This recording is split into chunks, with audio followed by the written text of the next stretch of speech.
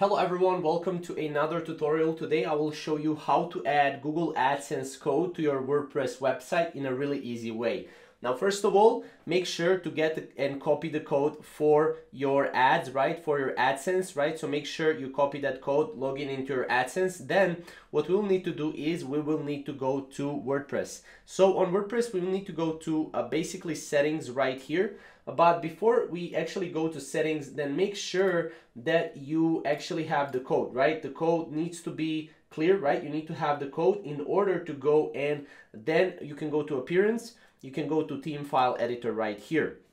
Now, once you are on theme file editor, obviously you will get the heads up. So just click I understand, right?